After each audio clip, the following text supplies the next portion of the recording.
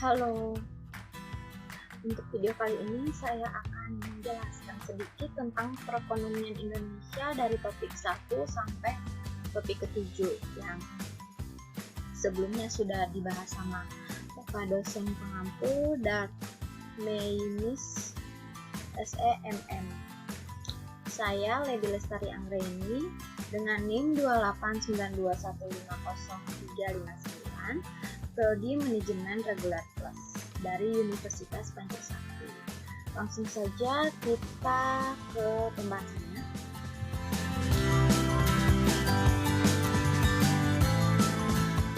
Di sini ada 6 topik yang akan saya bahas. Yang pertama, sistem ekonomi Indonesia. Yang kedua, sejarah ekonomi Indonesia. Yang ketiga, tahap-tahap pertumbuhan ekonomi.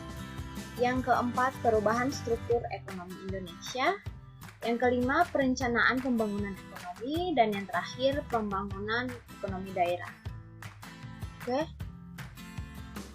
Nah, yang pertama, sistem ekonomi Indonesia. Indonesia memiliki ekonomi berbasis pasar di mana pemerintah memainkan peran penting, termasuk mengatur harga beberapa barang kebutuhan pokok seperti BBM, beras, dan listrik. Dalam hal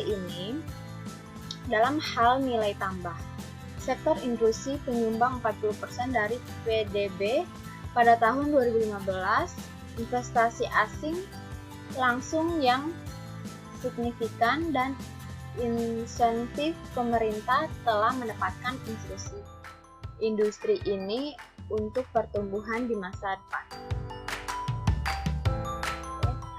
Sektor industri utama meliputi minyak bumi dan gas alam, tekstil dan pakaian jadi, pertambangan, alas kaki, kayu lapis, karet dan pupuk kimia, serta jasa sama pentingnya bagi perekonomian Indonesia. Penyumbang 43% dari PDB pada 2015. Di sisi lain, pertanian hanya menyumbang 14%. Mitra dagang utama Indonesia adalah Jepang, Cina, Singapura, dan Korea Selatan. Amerika Serikat juga merupakan pasar sektor yang signifikan. Komoditas ekspor terpenting Indonesia adalah minyak dan gas, mineral, minyak sawit mentah, peralatan listrik, dan produk karet. Oke. Yang kedua, membahas tentang sejarah perekonomian Indonesia. Sejarah perekonomian Indonesia merupakan suatu catatan penting untuk melihat bagaimana perkembangan Indonesia dalam perjalanan waktunya. Kondisi perekonomian Indonesia mengalami berbagai dinamika seiring perputaran waktu. Hal ini relevan diungkapkan sebagai bagian untuk mengetahui realita perekonomian Indonesia. Oke. Selanjutnya, tahap-tahap pertumbuhan ekonomi. Di sini ada 5 tahap pertumbuhan ekonomi. Yang pertama, tahap masyarakat tradisional. Tahap masyarakat tradisional itu, tahap ini merupakan tahap transisi di mana masyarakat mulai untuk mempersiapkan hal yang perlu diingat, yaitu pertumbuhan ekonomi hanya akan tercapai apabila diikuti oleh pertumbuhan-pertumbuhan lain dalam masyarakat. Perubahan-perubahan tersebut merupakan kemampuan masyarakat untuk menggunakan ilmu pengetahuan modern dan membuat penemuan-penemuan baru yang bisa digunakan untuk menurunkan biaya produksi. Yang kedua, tahap prasyarat untuk lepas landas. Nah, tahap ini merupakan tahap transisi di mana masyarakat mulai untuk mempersiapkan diri agar mencapai pertumbuhan ekonomi dengan menggunakan kekuatan sendiri. Satu hal yang perlu diingat yaitu pertumbuhan ekonomi hanya akan tercapai apabila diikuti oleh perubahan-perubahan lain dalam masyarakat.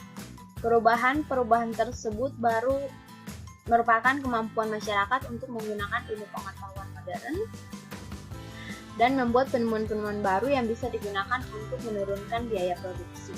Nah, itu tahap prasyarat untuk lepas landas. Nah, yang ketiga, tahap tinggal landas. Nah, tahap ini merupakan pertumbuhan ekonomi mulai terjadi, di mana sebuah pertumbuhan ekonomi harus terlihat dengan adanya suatu perubahan drastis dalam masyarakat. Contoh adanya resolusi politik, terciptanya kemajuan yang pesat dalam inovasi, serta terbukanya pasar-pasar baru. Nah, yang keempat, tahap kedewasaan. Nah, tahap kedewasaan ini adalah tahap di mana masyarakat sudah secara efektif menggunakan berbagai teknologi modern pada hampir seluruh sektor kegiatan produksi. Nah, yang selanjutnya tahap konsumsi tinggi. Nah, tahap ini merupakan tahap terakhir dari teori pertumbuhan ekonomi. Pada tahap ini, masyarakat telah berkembang secara mandiri.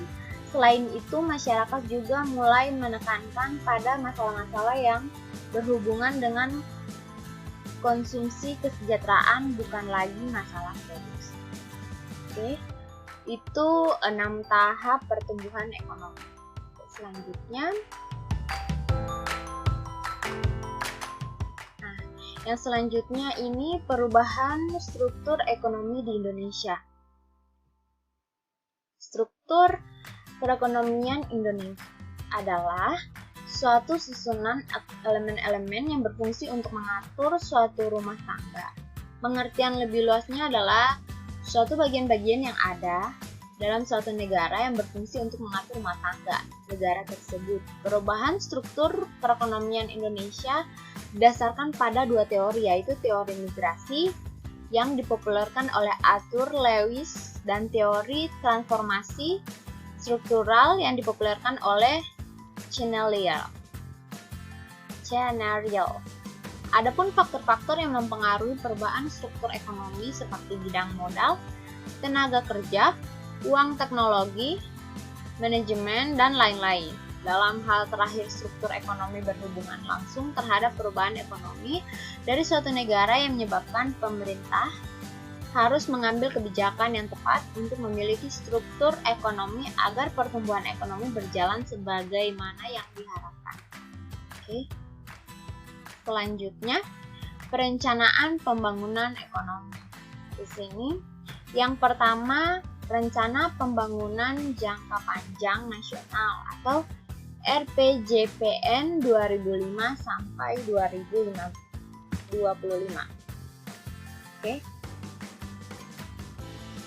Nah, rencana jangka panjang pemerintah ini yang ambisius digunakan sebagai titik tolak untuk seluruh Indonesia termasuk pemerintah, masyarakat, dan bisnis untuk mencapai tujuan nasional seperti yang telah direncanakan dan diformulasikan oleh pemerintah terpilih di Indonesia. Rencana pembangunan jangka panjang ini berjalan hingga 2025 dan dibagi dalam beberapa rencana berjangka menengah serta tinjauan oleh MP3EL. Oke. Yang selanjutnya rencana pembangunan jangka menengah nasional atau RPJMN 2015 sampai 2019. Rencana pembangunan jangka menengah nasional ini adalah tahap yang ketiga dari pelaksanaan Rencana Pembangunan Jangka Panjang Nasional atau RPJPN 2005 sampai 2025. Rencana ini merupakan asas tunggal untuk kementerian dan lembaga pemerintah menyangkut perumusan rencana strategis mereka. Pemerintah daerah harus mempertimbangkan rencana ini ketika merumuskan rencana pengembangan daerah. Oke. Yang terakhir, Master Plan Perencanaan dan Pelunasan Pembangunan Ekonomi Indonesia atau yang disebut MP3EL. MP3EL ini adalah sebuah master plan yang diluncurkan oleh pemerintah Indonesia pada tahun 2011. Dalam rencana tersebut, pemerintah sebenarnya menargetkan pertumbuhan ekonomi pada kisaran 7 hingga 8 tahun 7 sampai 8% per tahun mulai 2013. MP3EL ini juga bertujuan untuk menjadikan Indonesia sebagai salah satu negara ekonomi terbesar pada tahun 2025. Master Plan ini mencakup investasi senilai 470 miliar US dollar yang sebagian besar akan ditawarkan kepada swasta melalui program kerja sama pemerintah swasta. Oke. Itu perencanaan pembangunan ekonomi. Selanjutnya, pembangunan ekonomi daerah. Pembangunan ekonomi daerah adalah suatu proses di mana pemerintah daerah dan masyarakat mengelola sumber daya yang ada dan membentuk suatu pola kemitraan antara pemerintah daerah dengan sektor swasta untuk menciptakan suatu lapangan kerja baru dan merangsang perkembangan kegiatan ekonomi atau pertumbuhan ekonomi dalam wilayah tersebut. Masalah pokok dalam pembangunan daerah adalah terletak pada penekanan terhadap kebijakan pembangunan yang didasarkan pada kekhasan daerah yang bersangkutan dengan menggunakan potensi sumber daya manusia, kelembagaan, dan sumber daya fisik secara lokal atau daerah. Oke, terima kasih sudah menonton video ini. Semoga bermanfaat. Sekian dari saya. Terima kasih dan sampai jumpa.